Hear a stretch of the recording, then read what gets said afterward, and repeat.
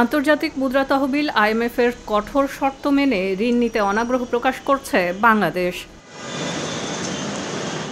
আইএমএফের ঋণের শর্তের মধ্যে বৈদেশিক মুদ্রার রিজার্ভ স্বচ্ছভাবে প্রকাশ, জ্বালানি ও গ্যাসের দাম বাড়ানো, রাষ্ট্রায়ত্ত ব্যাংকগুলোর সংস্কার ও রাজস্ব আদায় বাড়ানোর মতো কঠোর সংস্কার চাওয়া হয়েছিল।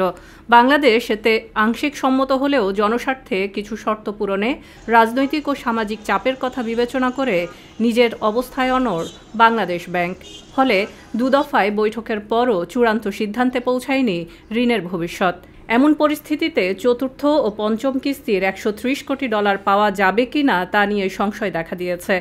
কারণ রিফর্ম সবসময় সহজ হয় না। দেখা যায় যে সরকারের অর্থ মন্ত্রণালয় বা ইকোনমি সংশ্লিষ্ট পলিসি মেকাররা চাইলে অনেক রাজনীতির বিষয় থাকে, পলিটিক্যাল ইকোনমি থাকে, তখন আইএমএফের প্রোগ্রামটা সেখানে একটা ইনফ্লুয়েন্সিং একটা সাপোর্ট মেকানিজম হিসেবে কাজ করে।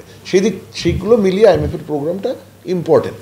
তবে হ্যাঁ, প্রোগ্রামে কি কি জিনিস এগ্রি করবে বা রিফর্মস বাস্তবায়ন, সেটাও কিন্তু দেশের স্বার্থে, প্রবলেম সলিউশনের স্বার্থে এবং বাস্তবায়নযোগ্য ফিজিবিলিটি তার নিরিখেই হতে হবে।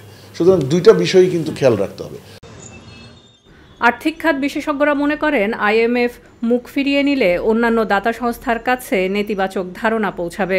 এছাড়া আইএমএফের অর্থ বড় অঙ্কের না হলেও বিদেশি বিনিয়োগে এর প্রভাব পড়তে পারে বলে মনে করেন অর্থনীতিবিদরা। আইএমএফ ওয়ার্ল্ড ব্যাংক একই কথা। সুতরাং আইএমএফ ওয়ার্ল্ড ব্যাংক ঋণ একটা দিলে তখন ওরা ঋণ দেওয়ার আগে যে ইকোনমির যে অ্যানালাইসিসটা করে, এটা অন্যান্য ডোনারদের জন্য এটা একটা বেঞ্চমার্ক, ওই সুবিধাটা পাওয়া যায়, তাই না?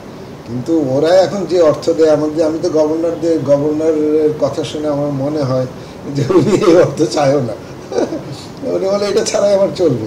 তার মানে অর্থটা এখন অনেক ইম্পর্টেন্ট না। তারপর আমরা আইএমএফের ঋণটা নিব, কারণ ওরা যে আমাদের অর্থনীতিক একটা ইভ্যালুয়েশন করে, ওইটা একটা বেঞ্চমার্ক অন্যান্য ডোনারদের জন্য বা ফরেন ইনভেস্টারদের জন্য, তাই না? তখন ফরেন ইনভেস্টাররাও তখন একটা কনফিডেন্স পায় যে না, বাংলাদেশে ইনভেস্টমেন্ট করা যেতে পারে। অর্থনৈতিক সংকট মোকাবেলায় গত কয়েক বছর ধরে আইএমএফের সঙ্গে আলোচনা চললেও সরকার এখন ঋণ না নিয়ে বিকল্প উপায়ে অর্থ সংস্থানের পরিকল্পনা করছে। এর প্রভাবে দেশের অর্থনীতি, রিজার্ভ ও বিনিয়োগ পরিবেশ নিয়ে উদ্বেগ দেখা দিয়েছে। তবে আইএমএফের ঋণ না পেলে রপ্তানি আয় ও রেমিটেন্স আরও বাড়ানোর উপর জোর দিতে হবে বলে মনে করেন আর্থিক খাত সংশ্লিষ্টরা। সেলিয়া সুলতানা, ভিউজ বাংলাদেশ, ঢাকা।